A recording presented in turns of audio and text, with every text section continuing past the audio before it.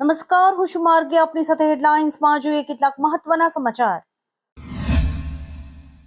અમદાવાદના બોપલમાં માયકાના વિદ્યાર્થીની હત્યાના આરોપી વિરેન્દ્રસિંહ પઢેરિયાને અમદાવાદ ગ્રામ્ય કોર્ટમાં રજૂ કરાયો હતો, જ્યાં સરકારી વકીલે કહ્યું કે આરોપી પોલીસની કામગીરીનો જાણકાર છે, તેથી તપાસમાં સહકાર નથી આપી રહ્યો. પોલીસે આરોપીના 14 દિવસના રિમાન્ડની માંગણી કરી હતી.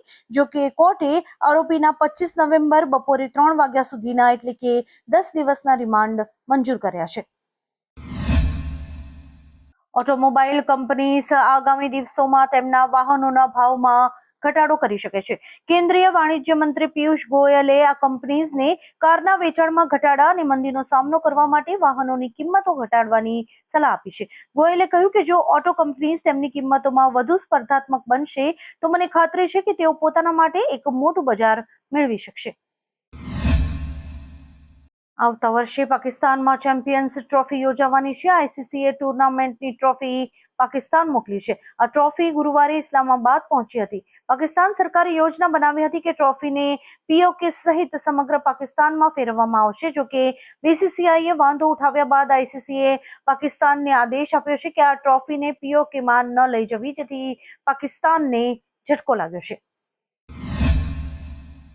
કોલ્ડ પ્લે રોક બેન્ડનું પરફોર્મન્સ 18, 19 અને 21મી જાન્યુઆરીએ મુંબઈમાં યોજાશે. આ પછી 25 જાન્યુઆરીએ અમદાવાદના નરેન્દ્ર મોદી સ્ટેડિયમમાં કોલ્ડ પ્લેનો કોન્સર્ટ યોજાશે. પ્રખ્યાત રોક બેન્ડના શોને કારણે શહેરમાં હોટેલ્સના ભાવમાં નોંધપાત્ર વધારો થયો છે. આશ્ચર્ય વ્યક્ત કરતા એક યુઝર્સે કહ્યું કે 24-25 જાન્યુઆરીની આસપાસ અમદાવાદમાં એક રાત રહેવા માટે 50,000 રૂપિયાનો ખર્ચ કરવો પડશે. વડાપ્રધાન શ્રી નરેન્દ્ર મોદીના વિશેષ વિમાનમાં ટેકનિકલ ખામી સર્જાઈ છે. આ સમસ્યા શું છે તેની તપાસ એજન્સીઝે આ સંબંધમાં કોઈ જ માહિતી શેર નથી કરી. આ સમસ્યા સર્જાઈ ત્યારે પીએમ ઝારખંડના દેવધર એરપોર્ટ પર હતા. પ્લેનમાં કોઈ ખામીને કારણે તેમને દિલ્હી પરત ફરવામાં પણ વિલંબ થયો હતો. ભરૂચના તુલસીધામ શાક માર્કેટ નજીક દક્ષિણ ગુજરાત વીજ કંપનીના ટ્રાન્સફોર્મરમાં અચાનક આગ ફાટી નીકળતા દોડધામ મચી જવા પામી હતી. વીજ ટ્રાન્સફોર્મરમાં આગ લાગતા આજુબાજુના વિસ્તારમાં વીજ પુરવઠો ખોરવાયો હતો.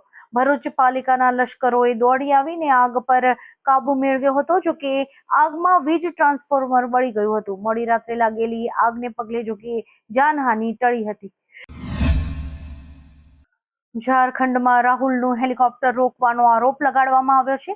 ઉલ્લેખનીય છે કે ઝારખંડમાં બીજા તબક્કાનું મતદાન 20મી નવેમ્બરે છે. દરમિયાન ચૂંટણી પ્રચાર માટે આવેલા રાહુલ ગાંધીના હેલિકોપ્ટરને મહાગામાના બાલબુટા હાઈસ્કૂલના મેદાનમાં ઉડતા અટકાવવામાં આવ્યું હતું. હેલિકોપ્ટરને ઉડાન ભરવાની પરવાનગી આપવામાં આવી ન હતી. રાહુલ ગાંધી હેલિકોપ્ટરમાં બેસીને રાહ જોતા જોવા મળ્યા હતા.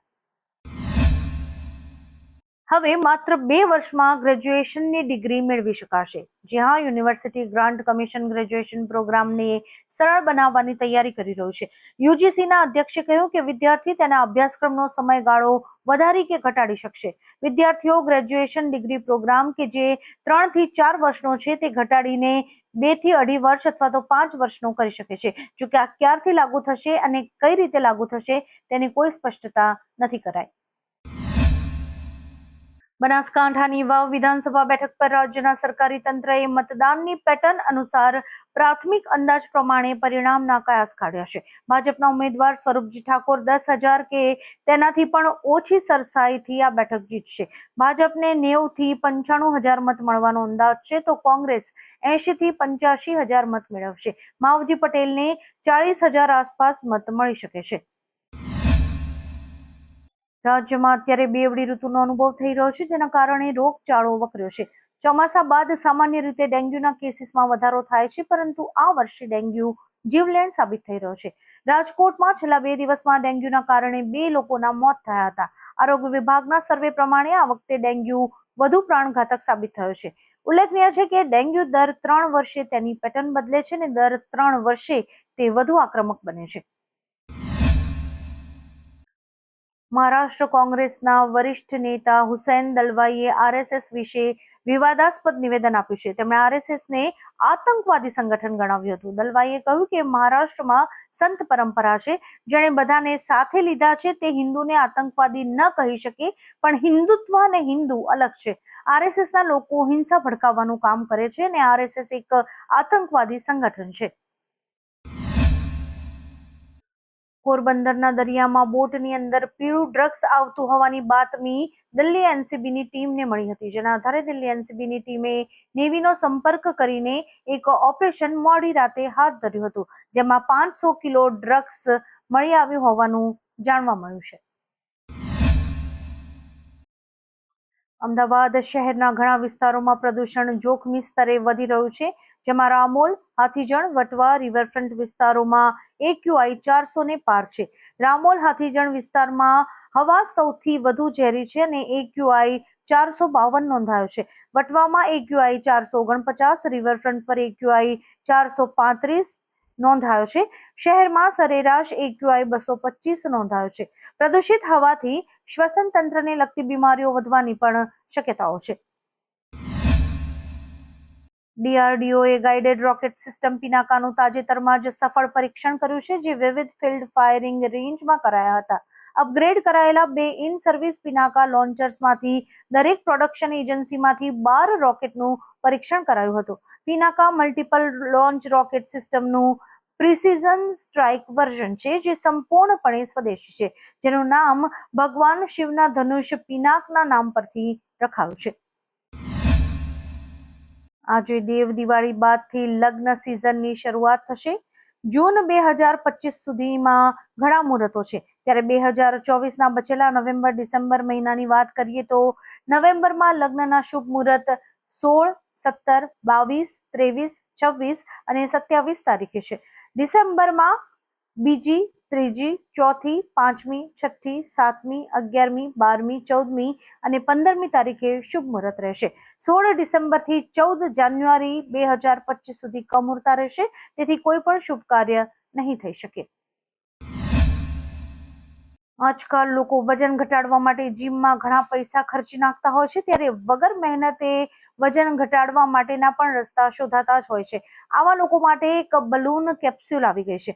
બલૂન કેપ્સ્યુલ એટલે કે એક પ્રકારનો ફુગ્ગો જે હોજરીમાં જાય છે અને ફૂલે છે, જેના કારણે હોજરીમાં જગ્યા ઓછી થાય છે અને ખોરાક લેવાનું પ્રમાણ ઘટે છે. ખોરાક ઓછો થવાથી વજન પણ આપોઆપ ઓછું થતું જાય છે.